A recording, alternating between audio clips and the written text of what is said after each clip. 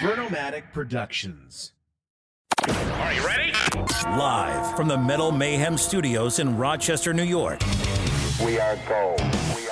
And heard around the world by metalheads just like you. This is Metal Mayhem ROC. Heavy metal music. Your weekly dose of metal music, interviews, album reviews, news, and more. Want to be part of the show? Send us a message through our website, metalmayhemroc.com, or hit us up on Facebook and Twitter. Search Metal Mayhem ROC, a proud member of the Pantheon podcast team. It's getting nice and heavy. Now, welcome our hosts, John the Vernomatic Verno.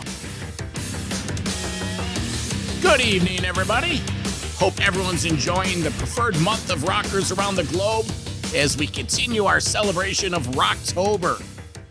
Tonight, we welcome back our friend Jesse Fink, the renowned ACDC author. He's here to discuss his latest book, Bon, Notes from the Highway. It's the third installment of his ACDC trilogy, and it's a continuation of the story of the last 2 years of Bon Scott's life. You may recall in 2017, Jesse released the book, Bon, The Last Highway. Well, this one, Bon, Notes from the Highway, it's a follow-up, if you will. It's updated information, more interviews, more information from people that were involved in the scene, readers, listeners from around the globe. We'll dig into whether Bon Scott had an unknown son, unravel some new twists about the Peter Perrett's role in the night of Bon Scott's death, and explore some of Jesse's investigation into ACDC's rise during the era of arena rock. We have a long discussion on that subject. Let's see. With October 5th marking the 50th anniversary of Bon Scott's first concert with ACDC, there's no better time to revisit the life and legacy of this rock legend. It really is a cool discussion where you stop and revisit some of these theories. Exactly who was around when Bon died? Why are these stories and the accounts of that night so sketchy? That's the key word here. It's just sketchy. We also, have a discussion about why the U.S. mainstream media isn't picking up on this. Everyone's so safe. Everyone's really wants to stay away from this subject. But you know what? What I've learned talking with Jesse these last couple of years is he doesn't care, man. He's an author. He's an investigator. Dude has written many books, just happens to have 3 on ACDC. So it's a real cool discussion. That's coming up in just a second. Before we dive in, though, as the weather's getting colder and the snow's right around the corner, what you got to do is head over to our merch store at metalmayhemroc.com. Check out our hoodies, fitted shirts, drinkware. I'm putting together some hats and possibly gloves. So get up to metalmayhemroc.com. Check that out. Don't forget to sign up for our newsletter to stay updated on our podcast episodes, YouTube interviews, CD and concert reviews. And on Monday nights, I come around with Metal Mayhem ROC Live on Metal Devastation Radio. So check all that out. If you enjoy what we're doing here, subscribe and leave us a review. It helps us grow the podcast and reach more metalheads just like you. All right, let's keep our celebration of Rocktober going with Jesse Fink and some notes from the highway. I'm the Vernomatic, and this is Metal Mayhem ROC.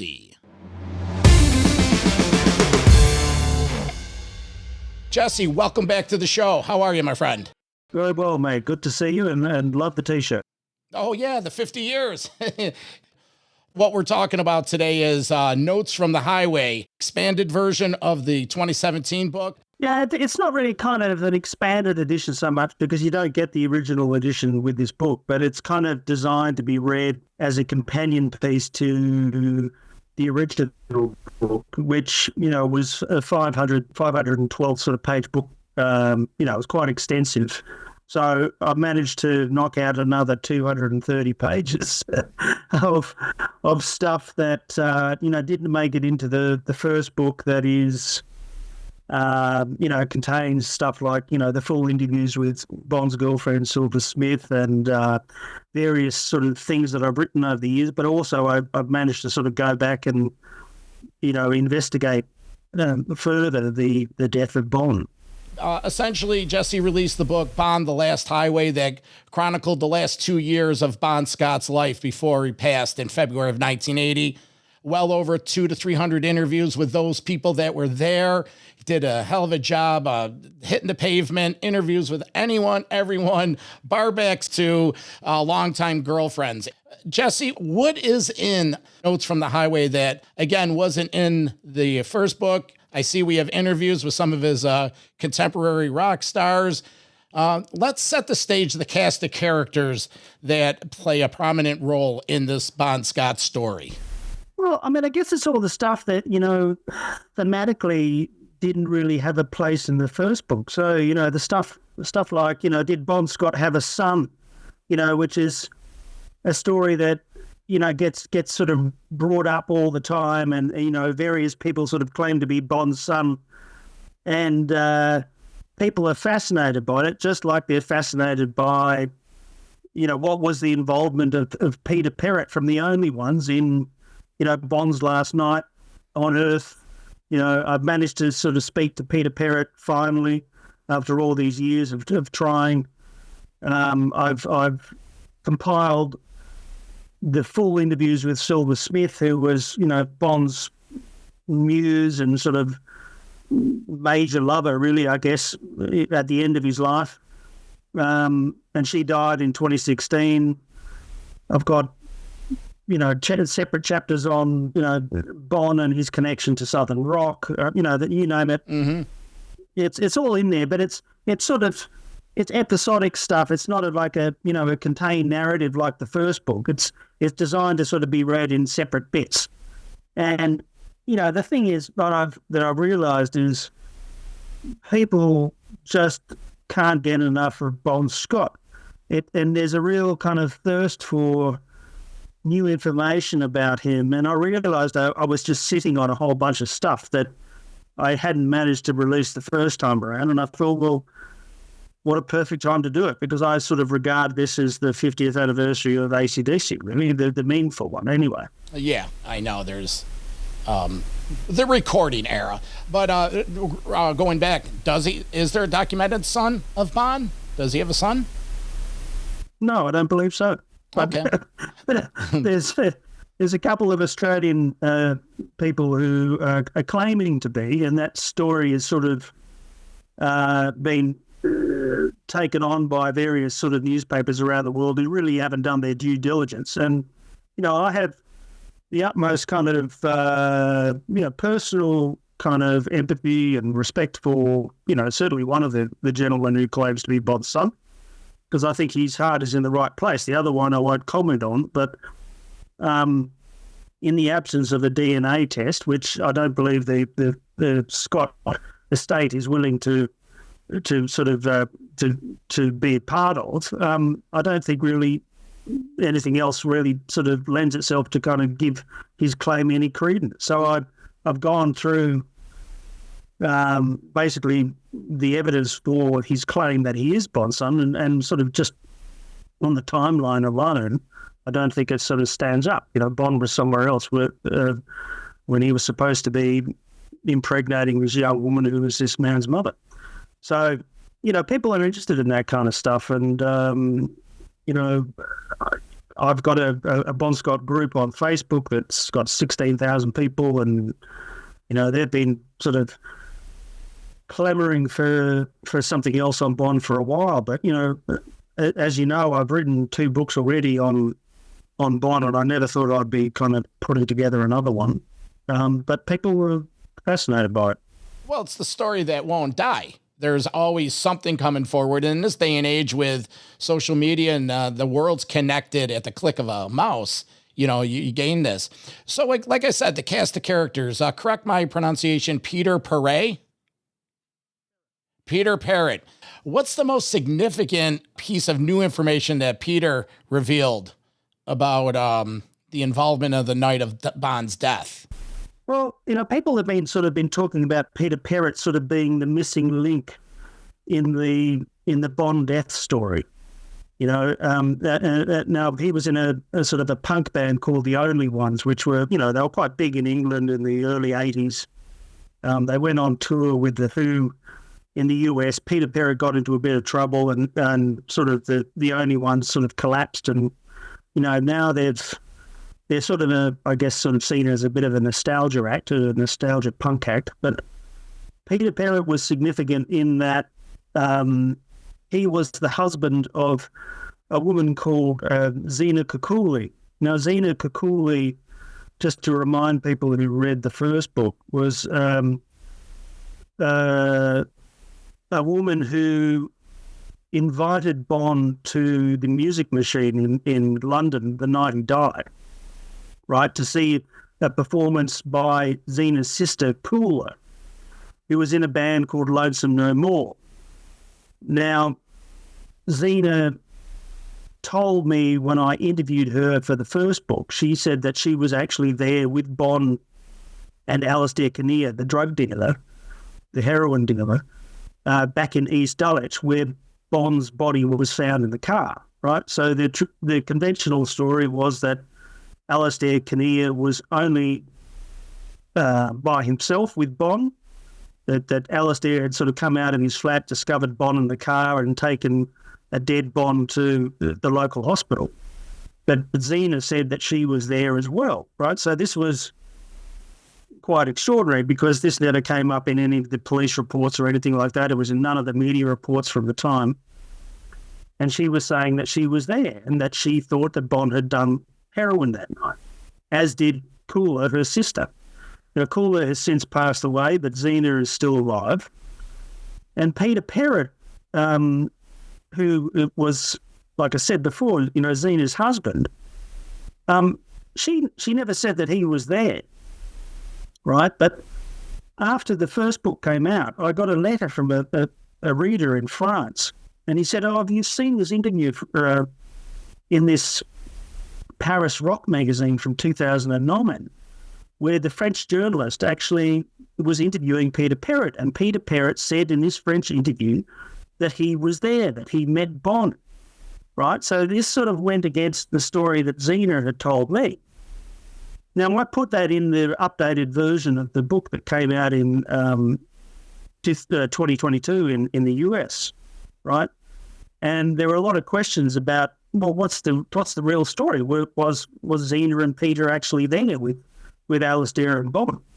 And that's significant because, the whole story around Bond's sort of the reasoning behind Bond being left in the car was that there weren't enough people to lift him up into the flat, right? That's why he was left in the car. So if there was conceivably Peter Perrett, Zena Kukuli, Alistair Kinnear, plus the woman who was inside babysitting the Perrett's infant child. So there's this sort of contradiction between what Zena was telling me and what Peter Perrett allegedly told this French journalist back in 2009. So I tried to get in touch with Peter and Zena through the channels that I'd used to speak to them sort of back when I wrote the first book, but they didn't answer. They sort of went completely silent on me. And then as I was working on this book, and I was actually sort of thinking, well, I'm never going to get to speak to Peter Perrett or Zena Kukuli again. Mm-hmm. I got a Facebook message from Peter Perrett, and he was very pissed off. he basically got sort of stuck into me about this French interview, and he was essentially sort of saying that he had no memory of it ever taking place, that it must have been fabricated and so on, and was denying that, he had ever met Bond, and which was kind of extraordinary because most of the quotes were, quite detailed about, what went on that night and what he thought had happened to Bond and so on. And so I wasn't able to contact the French journalist in question because the French journalist was actually killed in the terrorist attack that took place in Paris back in, I think it was 2016. Remember the Bataclan Eagles of Death Metal concert? Yeah, well, he was killed. He was killed in that concert, right? So I wasn't able to call this French journalist and actually say, hey, have you got a tape of Perrett actually talking to you? I can't speak to him in the afterlife, unfortunately, to verify whether this interview took place. But essentially, Peter Perrett was saying he had no memory of it. I read him the quotes that were contained in this particular interview, and he was saying, I have no recollection of that whatsoever, and getting very angry with me that I had basically reported what this French journalist had said. Why do you think Perrett waited till now to finally disclose this, and what motivated him to share the information now? Well, my understanding was that someone actually left a comment on his Facebook page sort of saying, you killed Bon Scott. And so he was, rightly quite upset about it. And this led to me and to Perrett contacting me directly. But the thing was, they had chosen not to respond to me back in, when I was putting together the updated edition. And then, Perrett came around this time and sort of said, it was COVID and we were sick and, we were unable to reply and so on, which, frankly, I don't believe. But anyway, he's released a new record here in the UK. And I don't really know what his agenda was in actually contacting me, but he certainly revealed more than I was expecting or anticipating. So he really has kind of been, I guess, the sort of a mysterious part of, Bond's last night, and has certainly sort of been talked about by a lot of fans as someone that, they would love to hear from about what happened. But, the thing is that Perrett denies that he met Bond. And so it's up to readers to kind of, read the French interview, read what he says himself and sort of make up your own mind. Do you think Perrett's withholding more information? I can't really say it, and it's not really for me to say. But I do think that, given Alistair Kinnear is dead, Alistair Kinnear's, girlfriend, Janice Hayes, I have no idea where she is or if she's dead. And, Pete Way has passed away since I wrote the book. Paul Chapman has passed away since I wrote the book. Silver Smith has passed away. We're running out of people to talk to. Yeah. Well, you had a pretty heated exchange with Perrett. And how long did it go on? Was it like 4 hours? Was it, an hour? Was it? Oh, it went on a good, solid part of a day. Very lengthy, angry kind of exchange. We never got on the phone with each other. It was all done through, Facebook Messenger. And then... Oh, God. How frustrating was that? But, the thing was, it was like, for people who have been kind of following this story and who had read the book and who had asked me about Perrett and so on, I went to them immediately and said, holy fuck, Peter Perrett's talking to me on Facebook. And I was like, oh, what's he saying?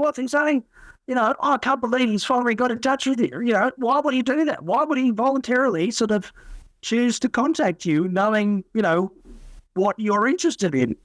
Jesse, I gotta ask, is there any chance this really wasn't Peter? No, not a chance. Not a chance. Not a chance. Because it was the same channel that I'd used to speak to his wife back in 2015. And then he was saying that, Xena had been sort of misquoted or misrepresented and which is not true because I have it in black and white. It's there. Mm-hmm. And I've certainly faithfully kind of reported what she said. So it was a surprise to me. And, the amazing thing was that, after it all blew up and we were going at it hammer and tongs, he started deleting his messages to me.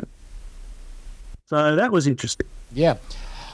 Silver Smith, that night that Bond passed, Bond invited her out to celebrate because he had finished the Back in Black song and they were moving forward on it, and she refused. Do you feel because he had such fondness for her and she refused his invite. Do you think that in any way put him deeper down into a more partying state and possibly, the straw that broke the camel's back in a way? Because he was, like you said in the first book, there was some tough times for Bond those last 3 months. Well, and I've never really thought about it that way. And that's interesting because I think he obviously was proud of the work that he had done to finish the album. It wasn't just, the one song, it was the entire album, apparently. And who does he call because he wants to go out and have a good time? He calls Silver Smith, the woman that, broke his heart, who he truly loves. And she says, no. But the interesting thing is, why did Silver put Bon onto Alistair Kinnear? And this gets back to Paul Chapman, and Paul Chapman of UFO, just to remind people, told me in the original book that he was back in his flat in London with a friend of Bond's called Joe Fury, and that they were waiting for Bond to come back with some heroin, right? So Silver, who was a heroin user, put Bond onto Alistair Kinnear, who was a well-known heroin dealer in London, right? So why would she do that? I don't think Bond and Alistair were close friends or anything like that. They knew each other. They weren't mates or anything like that. So, why is Bond going out with Alistair? Why is Bond, going to this show at the Music Machine where there were a bunch of other heroin users who, the ones I spoke to, Xena and Cooler, both said to me that, they saw Bond with their own eyes and that he looked stoned, that he wasn't drunk, that they thought he was on heroin that night. And it wasn't long afterwards that, something happened between Camden and the Westminster where Bond lived and East Dulwich where Alistair lived. And by the end of the night, Bond was dead in the car. And, what was great this time around was so I've moved to the UK because I'm marrying an English girl here. And I was born in the UK 50 years ago, but I spent all my life in Australia. Well, congratulations on the new marriage. Thank you. And that we went out for a day in London together, and we thought we'll retrace, Bond's final day. So we went to Camden, we went to the Music Machine, and we went to Westminster where Bond had his flat. And she took some photographs of me sort of outside the building, and then someone walked out and she said, "I'll hold the door." And she let me in, right? And smart girl. So we get inside the building, and go up to, Bond's flat. And, we don't actually knock on the door. I didn't want to kind of impose on anyone, but we're inside the building and we, get a sense of kind of where he lived. It was a very, very nice, swish building in the heart of London, right near, right in Westminster. And then, we went out on a train to East Dulwich from the centre of London and, got off at East Dulwich Station and then walked up to Overhill Road, which was quite a walk. And then managed to, find Alistair's flat and, actually being there, you realise just how small this block of flats is.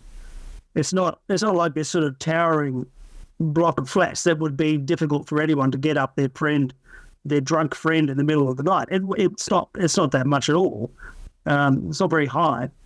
And the other thing is that if you go and you look on the other side of the road, there's this sort of massive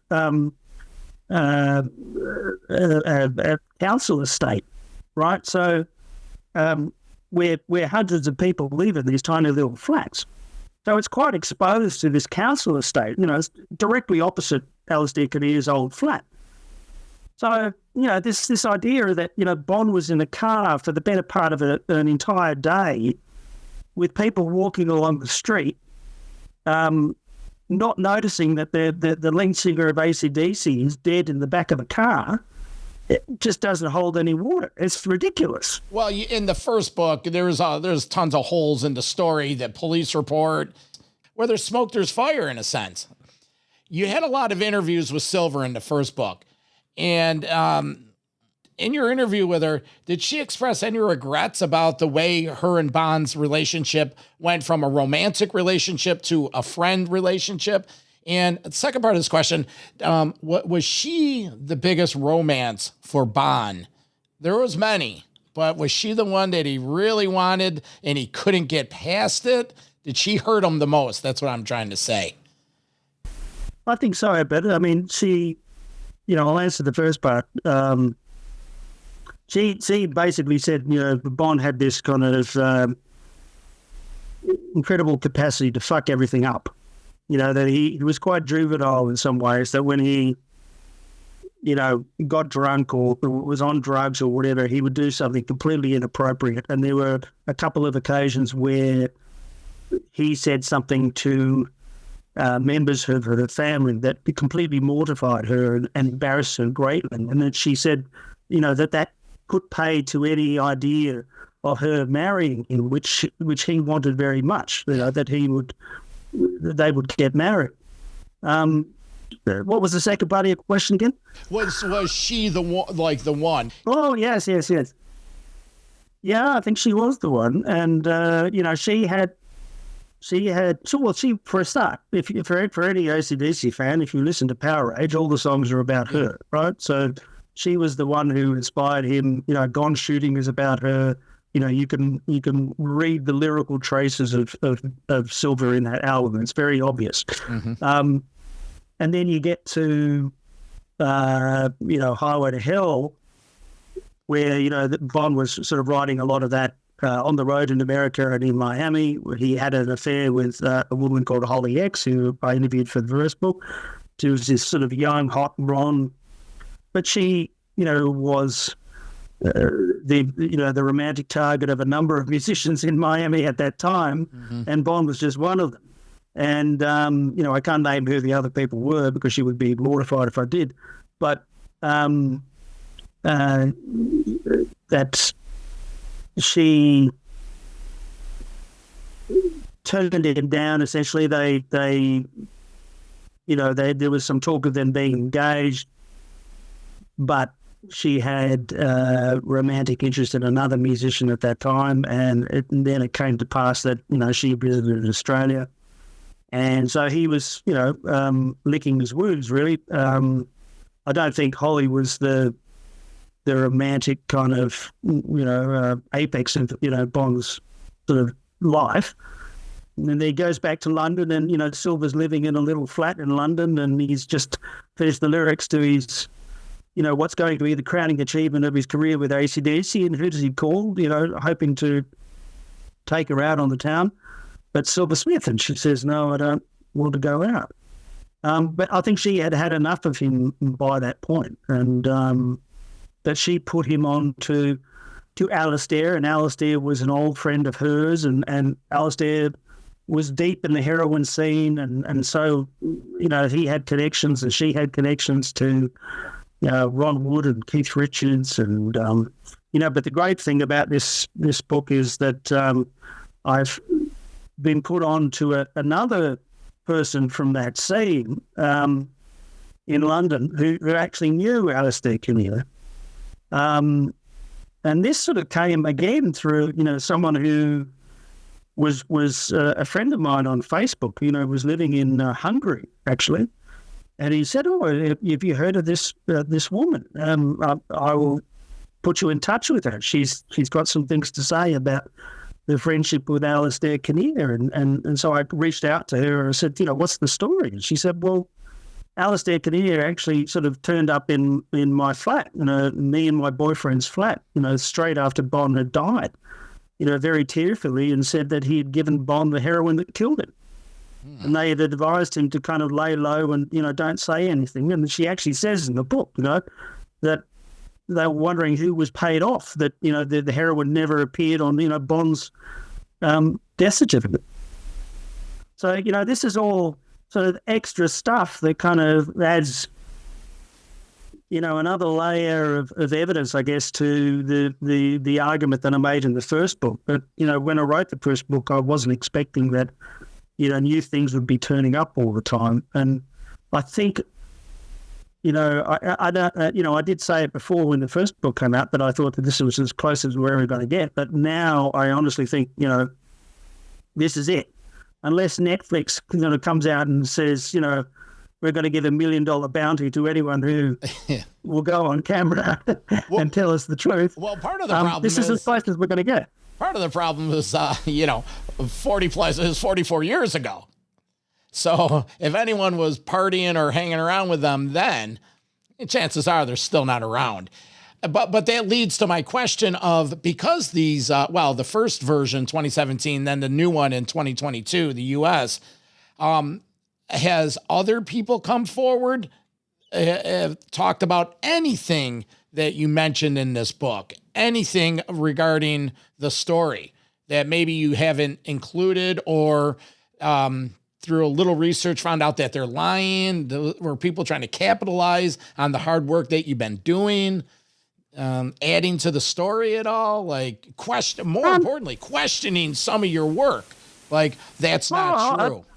Don't worry about that, mate. You go and read it any day of the week, and there's a bunch of fuckwits who are sort of saying that I sort of made the whole thing up, that I'm just doing it for the money, and, that I'm a, serial bullshitter and fabricator of stories. Seriously, if I was just going to make the whole fucking thing up, it wouldn't have taken me, the better part of a decade to sort of put this whole bloody thing together. Right, it's a lot of work. So there are some people that you will never convince, who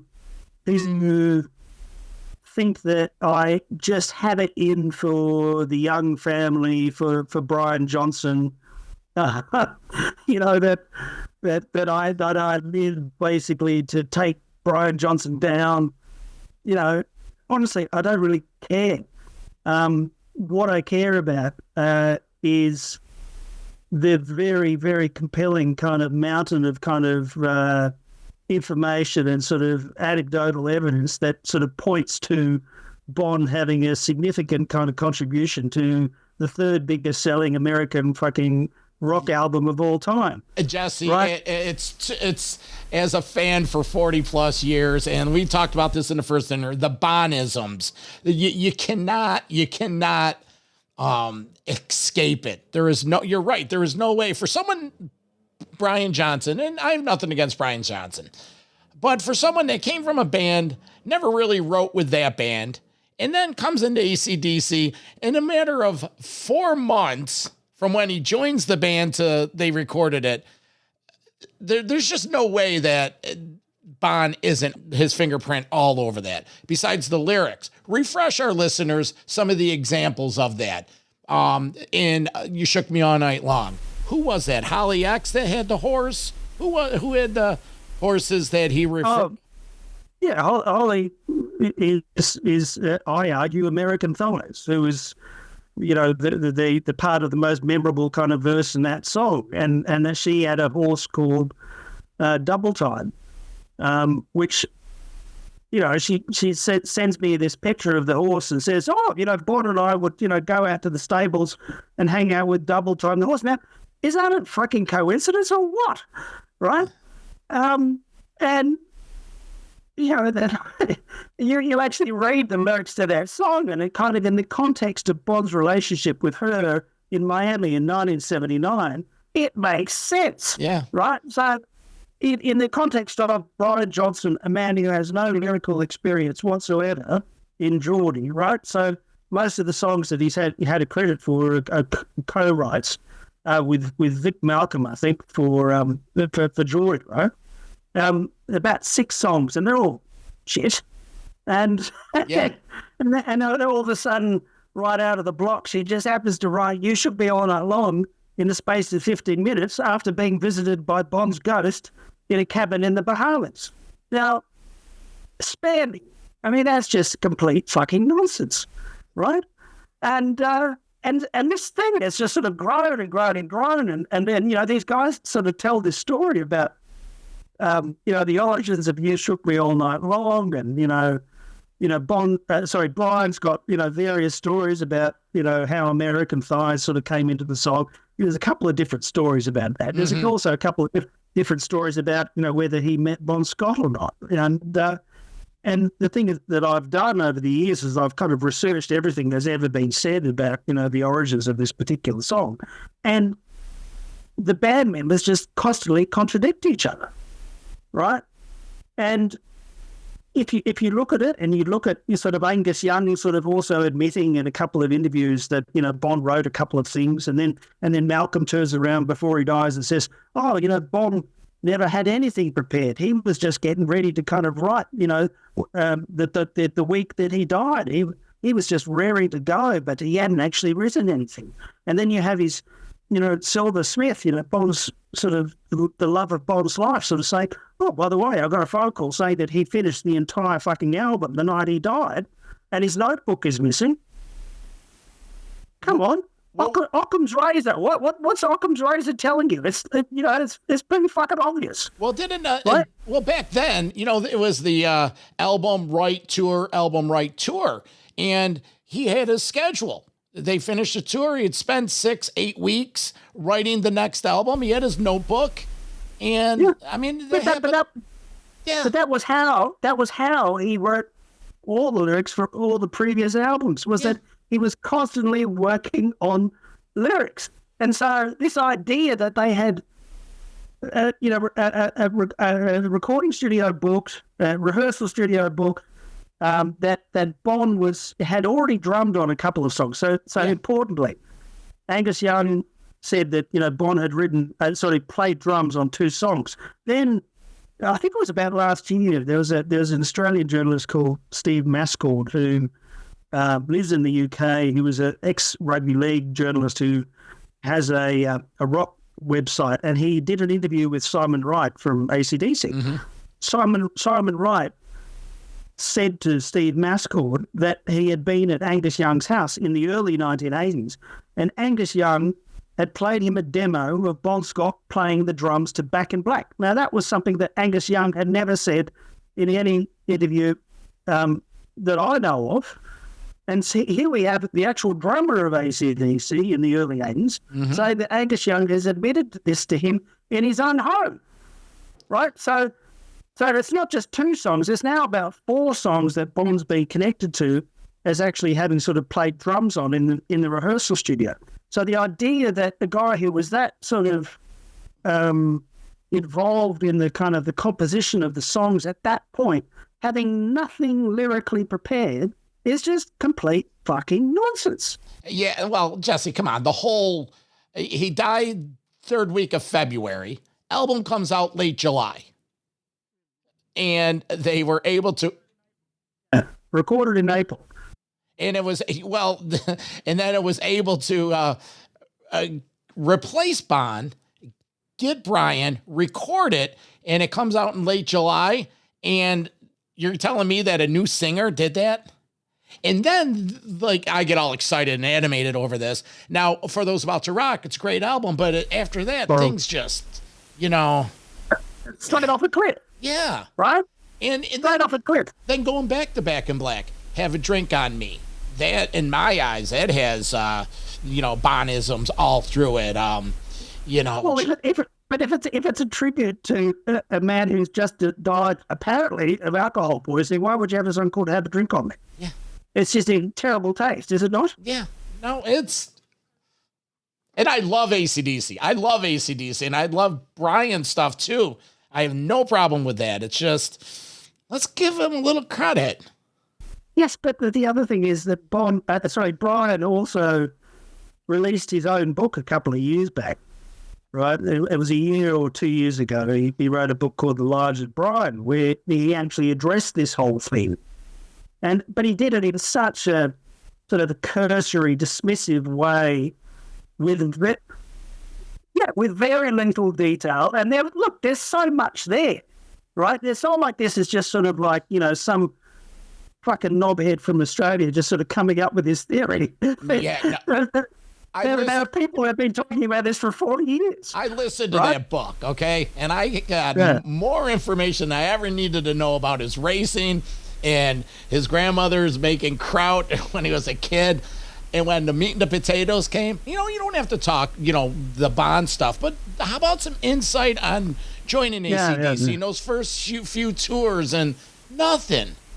Look, to be honest, I didn't buy it or anything like that, but certainly I was very interested in kind of what he had to say about, the whole Back in Black thing, and again, I just don't find it. I don't find it very convincing, and the more that he's actually kind of talked about it, the more that I felt like he had dug a hole for himself. That's how I see it. That's my opinion on the matter. Well, And look, at the end of the day, if Angus Young is saying, Bond wrote a little of the stuff, well, as far as I'm concerned, he deserves the credit. Okay, so back in 1980, for whatever reason, they decided, we're not going to credit Bon Scott, that it's not a good look for the new singer. Okay, I understand that. But if there's now 44 years later, and we're picking up the paper or reading the internet, and there's a story, 2-3 weeks ago saying Back in Black is the biggest selling sort of hard rock album of all time, that it's, number 3 behind the Eagles and Michael Jackson. It's a significant recording, right? So if someone who died in 1980 has had a hand in the composition of those songs, and someone as important historically as Bon Scott, he deserves credit. He deserves some acknowledgement from the band, from the media too, and including the Eddie Trunks of this world, right? Who just avoid the whole thing. I know that you love Eddie. No, I don't. No, I don't love Eddie. I've been on a whole. I respect him, but come on, I'm just as old as Eddie, and I've been there since 1978 too. I've been on hold on that show 3 times.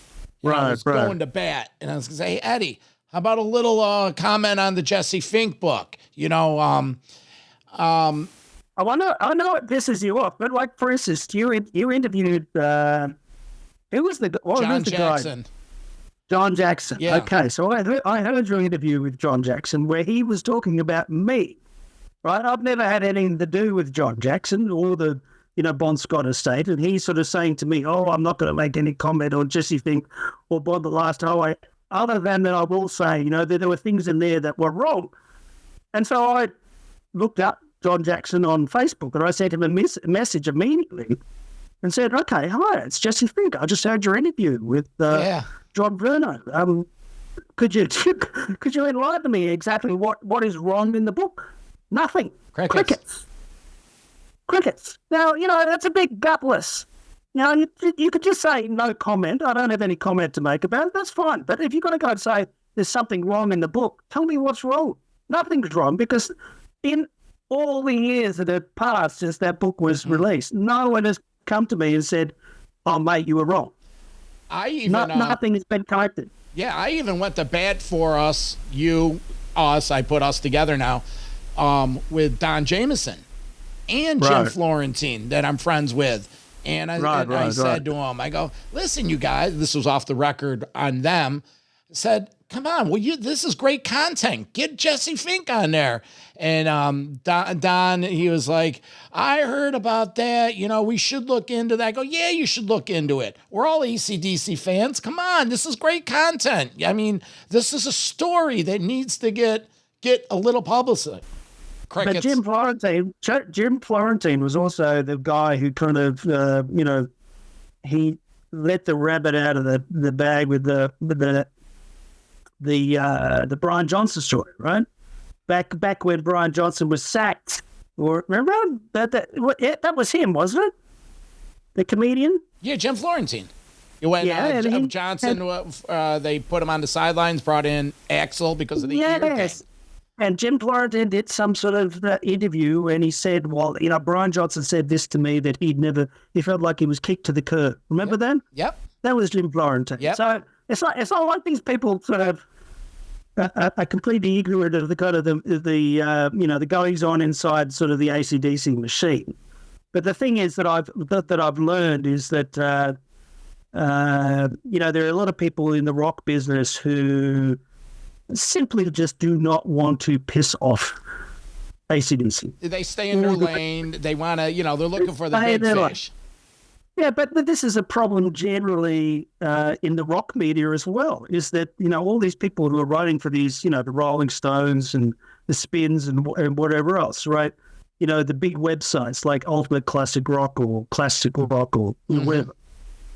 They want access, right? That's what they're there for. They want to sort of be in a picture with this guy so that they can put it on Instagram and say, hey, look, I'm hanging out with Brian Johnson, or here's me with Def Leppard, or whatever the fuck, right? Whereas I'm sort of coming into it as an investigative journalist. I'm thinking, I don't give a shit about Instagram. I don't care whether, I hang out with you at an awards night or we go out for dinner afterwards or whatever the fuck. I just want to know what the fuck happened. Yeah. And my point of view is I'm a fan. And I'm like, hey, we've built this platform. It's like, let's get the word out. It's like, I want to know what's going on with, with all this. And so, but more parts of Notes from the Highway is the fun part. You had a chance to talk with some of his contemporaries, Sammy Hagar, Michael Anthony, KK Downing. Tell us a little bit about that. What's some of the positive things they had to say about Bon and all that? Because these are... Yeah, I mean, just to get the opportunity to sort of talk on Skype with Michael Anthony, it's like, fuck. Yeah. It's just, what is this actually happening? And, he was very generous to me. What a lovely guy. I still to this day am completely fucking miffed that, he was treated in the way that he was treated. But, unfortunately, there's no chance of Van Halen ever getting back together, obviously, for obvious reasons. But it's, a tragedy that he's kind of been, I guess, sort of pushed aside really in the Van Halen story, because he was so much an important part of that band. And for me, he sort of represents, the classic, the classic sort of lineup of that band. The six-pack right behind me. That's right. The poster behind me, the six-pack. Oh, right, it is. That's Van Halen. So, I got to talk to him and a whole bunch of other guys who, were on the road or kind of, supported them or sort of got to see Bon live, or who are, significant musicians who, were very generous to kind of just telling nice little stories about, Bon as the real man, rather than the caricature that he sort of made out to be in, things like, Bonfest in Scotland, which is, they hold on to this sort of Peter Pan image of Bon, which is just a crock of shit. So yeah. I'm not Bonfest's sort of favourite person either. So I've made a lot of enemies, John. You're a brave man to have me on the show, but I appreciate. I tell you, we're on the same team here. A year ago, we're friends with Brittany Chapman, Paul's daughter, and we had a big interview with her, and this was after our first interview, and I brought some of that up, and unfortunately, she's like, I think she's like 40 now, so she lives through her father. With the outpour from all the rock community. And I said, yeah, ever talk to your dad anything about Bon Scott, any of that? And she's like, no, not really, because, I didn't know any of these people. I wasn't there. It's just all hearsay. And she shared tons of photos with them and not with Paul and Bon, but of her dad. Are you a UFO fan? Yeah, I love them. To be honest, I didn't really know that much about them until I started writing the book. And that was one of the best things about writing the original book, was that I was discovering all these sort of rock bands that I had somehow kind of missed living in Australia. But, Paul was a really lovely, friendly, smart guy who gave me a lot of his time.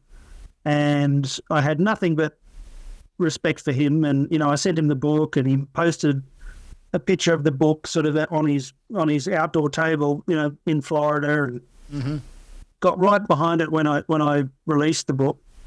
And so, what really upsets me is that, that the other thing too is obviously that, there are other people who have written Bon Scott books, and I am not only public enemy number one to, ACDC, Brian Johnson, ACDC fans, that crowd, but there's a whole bunch of sort of Bon Scott biographers who hate my guts as well.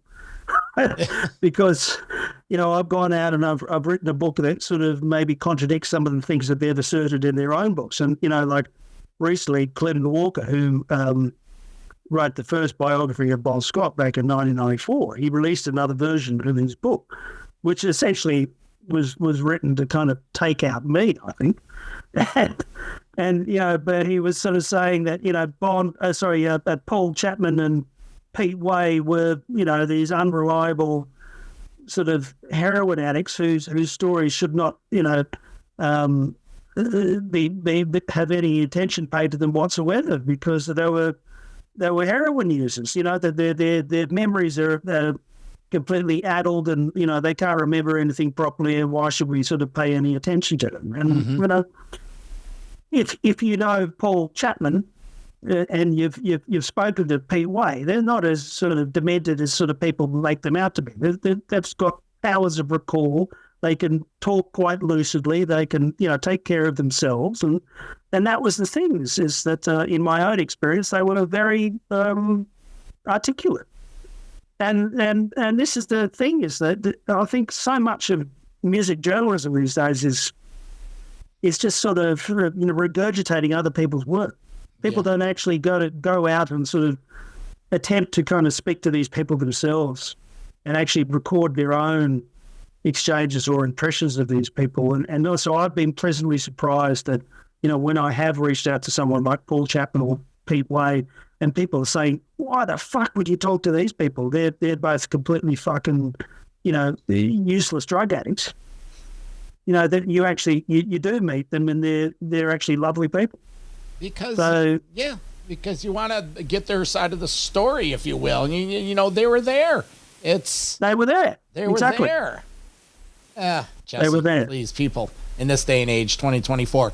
But going back to the people you talked to, KK Downing, even though Priest and ACDC never really extensively toured together, they were, they were buddies. What did KK share about Bon Scott? Nothing really? Not much, that he was a neat freak, that he was punctual and a bit of a neat freak. And that's certainly not a kind of an idea we have of Bon. We have, people think of him sort of hauling himself out of bed sort of with a bottle of whiskey in his hand and, dragging a couple of Sheilas into the foyer of the hotel. But no, he was quite the opposite. He had packed all his stuff. He sort of neatly combed hair and neatly pressed shirt, and was in the foyer at the anointed time. So he was quite the opposite of what people think. But I think KK Downing was kind of working on his own sort of thing at the time. So, and that's the other thing, is like you can reach out to 300 sort of rock stars or musicians who might have known or worked with Bon, but a lot of them are protecting their own stories. So just to get those sort of stories in the first place, takes a lot of effort. So it's not so much the writing of the books; it's the research and the kind of the legwork that you have to do to actually gain access to them in the first place. And you would know this sort of working in rock radio, just sort of dealing with publicists and sort of people who are shielding these people from you. It's hard fucking work. It is. So, how did you, just looking at the press release here, Dave Meniketti and Joey Alves of Y&T, why them? I know they played together and all that, but did you personally reach out to all these people, and what was your thinking behind who you were going to go talk to, like a Wolf Hoffman or the guys from 38 Special? What led you to talk to these particular people? Well, literally, I kind of had a list of all the concerts that AC/DC played in America from 77 to 79, found out who they were sharing the bill with, and reached out to whatever musicians just happened to be still alive at the time. Because, the thinking was that if I collect as many stories as I possibly can from these people, so, these were guys who, whose quotes weren't sort of contained in the original book, or, some of them were, but some others weren't. So I've had an opportunity to reproduce those quotes here. You build up a picture of a Bon that you're not going to get from anything else. So it's all this incredible legwork that you have to do to kind of compile all these stories. And, it might just sort of be one sentence here or a paragraph there, or, you might have a great interview with, someone from Nantucket or whatever. And then, one line from a guy from Judas Priest. But, you're building up a complete picture after speaking to hundreds of people for this kind of project. And, the thing was that, I could go to like a big star like a Michael Anthony or whatever, but I might not get sort of the insight that I would get from an unknown musician who had played with him in Texas or whatever, who just happened to hang out with him for a couple of nights. And the guys from Y&T, they were interesting because they were sort of saying that, that Bon wanted to spend time with them on their tour bus rather than with the guys from AC/DC, that Bon was very separate to the guys from AC/DC. So when he had the opportunity, he got away from them. Well, that's what you stated in the first book. They were in a band together, but as soon as the gig was over, maybe it was the age difference, but every town he was going to those bars, seeing the local band and hanging out with the band and becoming friends with them. And he had that tour. They were doing that same U.S. East Coast, Central America tour. So that's all they were doing was touring. And he had this all these friends. And yeah, but he was also, look at David Lee Roth and Van Halen. It's the same sort of dynamic. David Lee Roth didn't quite fit into the band dynamic, really. He was separate to that. And I think Bon was always, he had the same kind of relationship with the other members of AC/DC. He was much older than them. He'd been in other bands, playing different kinds of music, but and personally, on a private level, he loved different kind of music. So he was performing this role in this rock band. He had to be the baddest motherfucker on the planet when he was on stage, but away from that, he was listening to the Pretenders and Steely Dan and reading French literature. This is not the impression that we have from, Bonfest and classic rock and Rolling Stone or whatever, who, put out these, ridiculous stories all the time. So, that was what I was trying to do in the book. And, this book has given me the opportunity to kind of just add extra detail and give that information to people who wanted it. And, the thing was that book, it sold tens of thousands of copies around the world. It went into a bunch of different languages. And, I'm really sorry to the people of Spain and South America that it's not yet in Spanish. I've been trying to get the book into Spanish for a very long time. I know how much that would mean to them to have the book in Spanish. And hopefully that will happen one day. But, this is a personal, Conradian kind of obsession for me writing this story. And it was important to me on a very important sort of personal level. I connected to the music of AC/DC originally at a very low point in my life, and I felt like they kind of helped me through a really dark time. And I know that is the same effect that other people feel with rock and roll. That's the power of rock, man. That's why we're talking about it. Oh, of course. Is this the end of the Bon? Is this the end of? We're not going to see in 4 years. Part 3. On the other highway. Yeah. Well, never say never. If enough information, hey. It's to be continued. Look, the only way that I can sort of see this sort of extending any further really is is some sort of Netflix or HBO kind of a treatment of the whole sort of the Bon death story, the last few years of his life. And I always think that, the story that was contained in the first book about Bon, about his time on the road in America and that sort of very special time in American rock when you had bands like Aerosmith and Foreigner and Pat Travers and Ted Nugent and playing these massive stadiums, and that was an exciting time in rock and roll. It really was arena rock, man.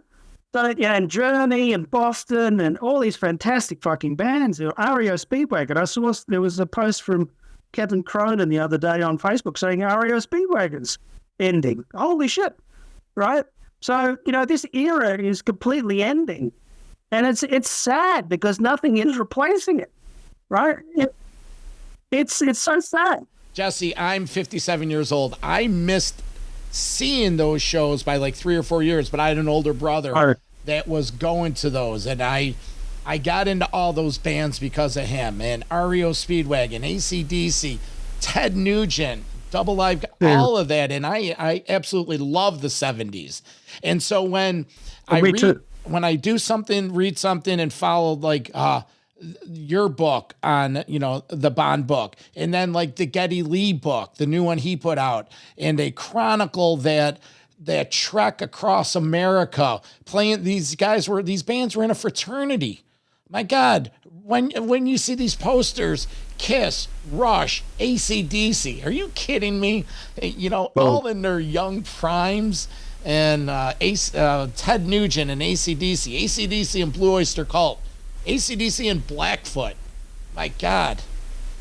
Yeah, and Skinner, so, but the other thing was that these guys had to actually be fantastic musicians, and they had to do it night after night after night after night, constantly traveling, and, musicians these days, you could be famous and not even know how to play an instrument. It's a completely different fucking world, right? But in the 70s, you had to be really bloody good at what you did. And this is why the music still stands up. It's why it will never be replicated. And it's why it's really, I think, the best music ever created was in the 1970s. So my first book really was a love letter to that era. And I would love it if a TV network, looked at, it doesn't have to be Bon Scott either, but just be about sort of arena shows and those gigs, in the Bay Area and Cleveland, in the 70s, where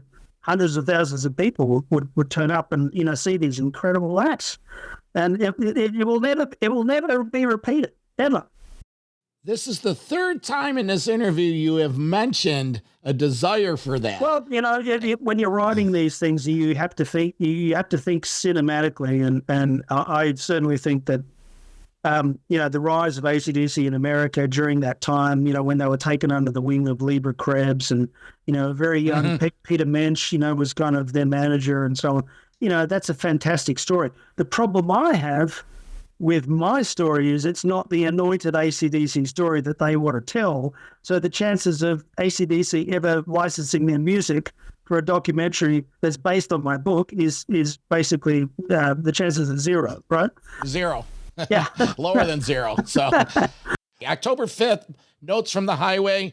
You should be listening to this when October 5th. Jesse, where can people get this? Everywhere? Is it best to go to jessefink.com? Where do we send them? It's only available on Amazon, this one. So if you want it on Kindle or you want it on paperback, it'll be available from October the 5th, which is the 50th anniversary of Bon playing his first official gig with ACDC. Audio book of this, or it's just print? No audio book, but I'm open to offers. So get in touch. All right, again, Bon, Notes from the Highway. For my guest, Jesse Fink, I'm the Vernomatic. Quick reminder, get up to metalmayhemroc.com. Check out our new merch page. Tons of information, tons of new product up there. Download, leave a review, and subscribe. All right, Jesse, take care of yourself. Thanks for the time, bud. Thanks, bud. Ciao. See ya.